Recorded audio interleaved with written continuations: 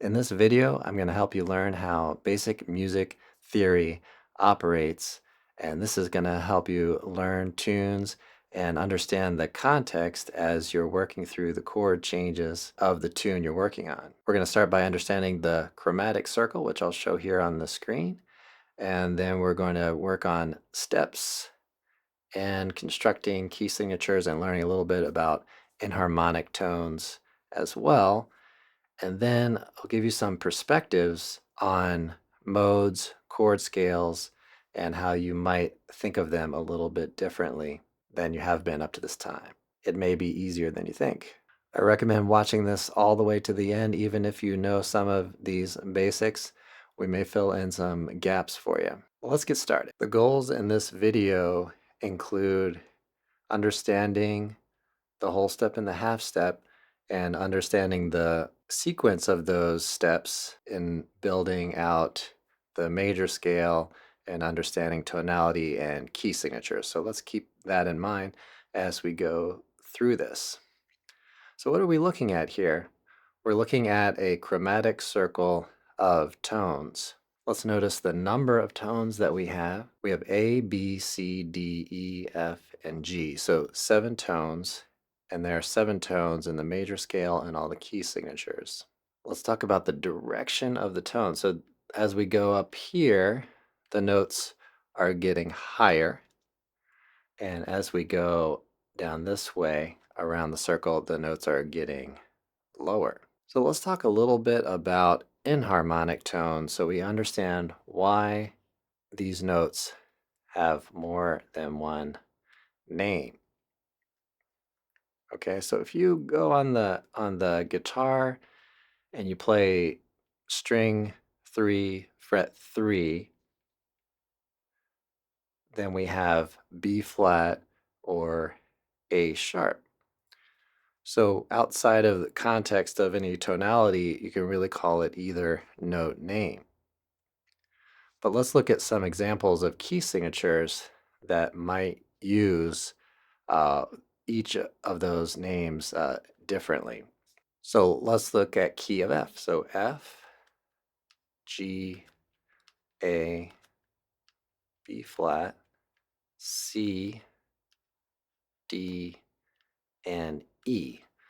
What we've done here, what we really need to do, is have 7 unique letter names. So I wouldn't choose A sharp here because I've already chosen A. So let's look at another example. If I'm on F sharp, and this is my key signature here, F sharp would be the tonic, go around,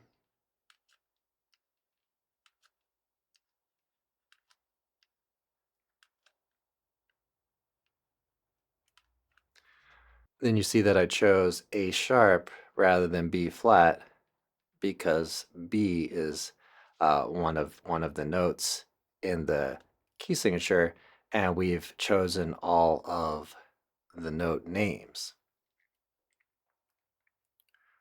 So this brings up a little bit of an important note, is that there is a such thing as C flat, and there is a such thing as E sharp.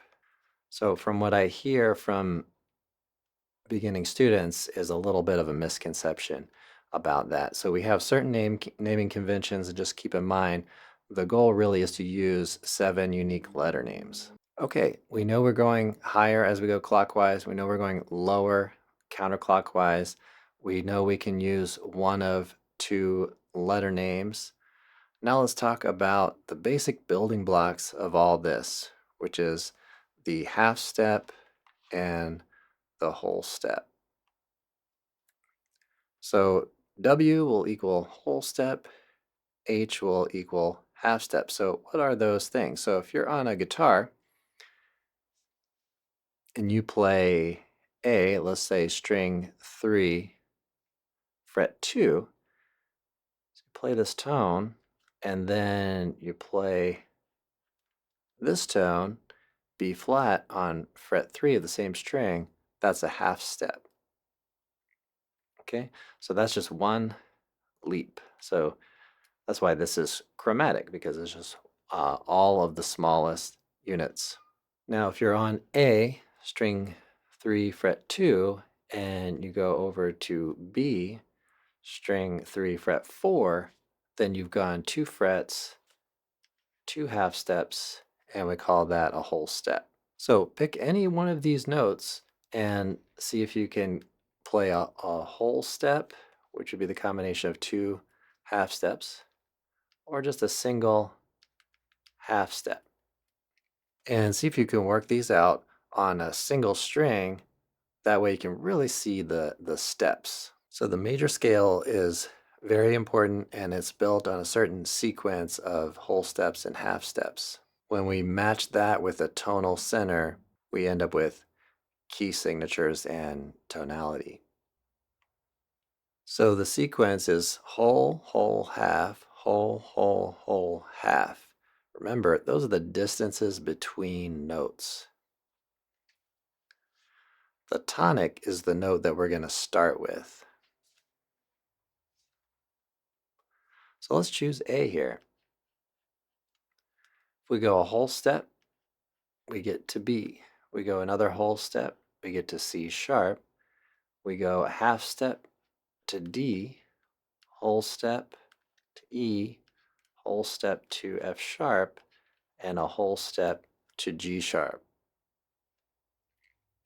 So when you see a key signature and it says F sharp, C sharp, G sharp, it's telling you the sharps, but you have to keep in mind that A, B, D, and E are also part of the key signature. So the key signature tells us what 7 notes we're drawing from as like a collection of tones.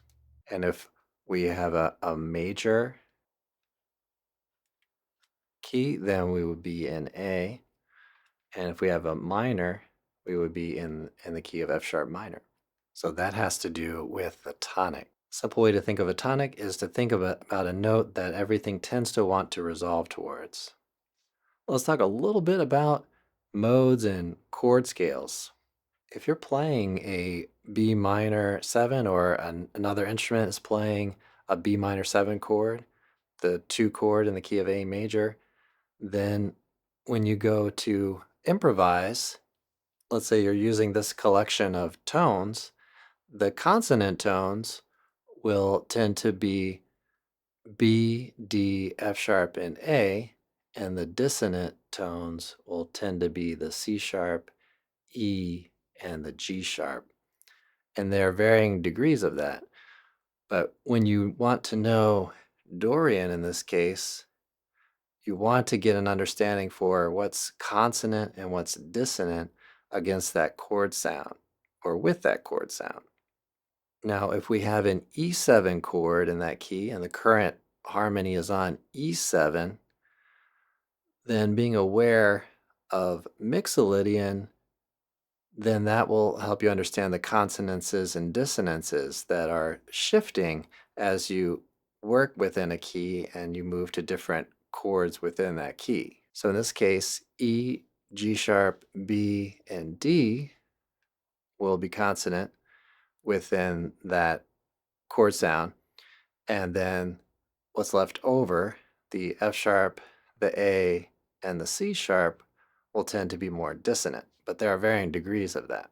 So keep in mind, if you're in a key and you have a certain chord, you're already effectively playing, in a sense, that mode or that chord scale, depending on what the chordal player is playing.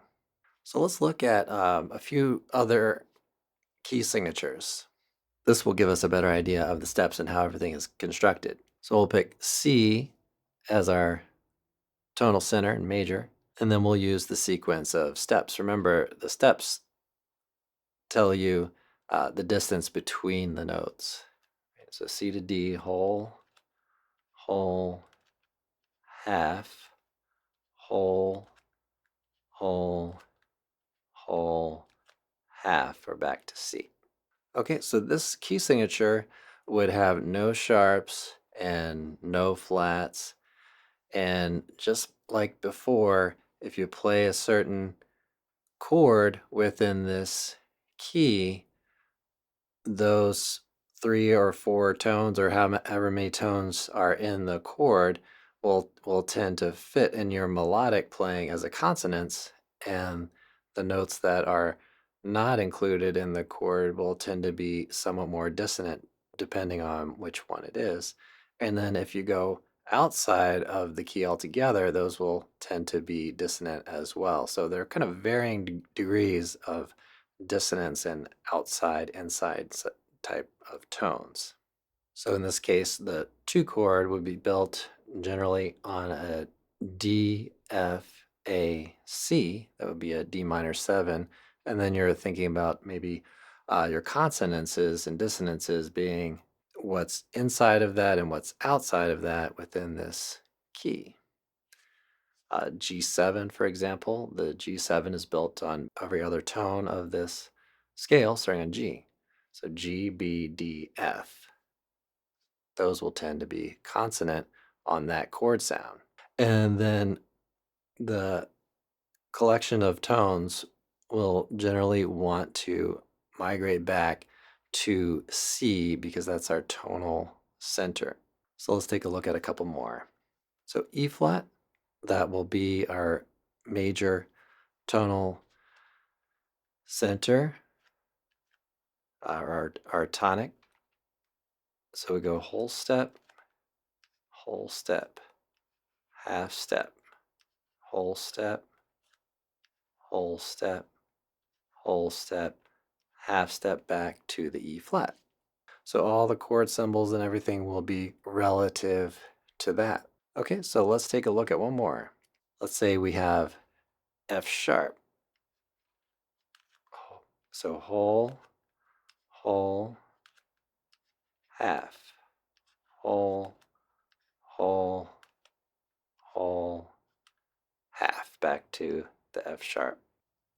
So in music, we have 12 keys. 3 of those keys have 2 different key signatures, and that's just how this whole naming convention, naming system operates. So let's look at the key of G flat. So G flat, and we're going to go around circle again. So whole, whole, half, whole, whole, whole, half. If you do get value from this, please like and subscribe. It really helps out the channel. And leave a comment below. Let me know what issues you have and what I can help to clear up in the future.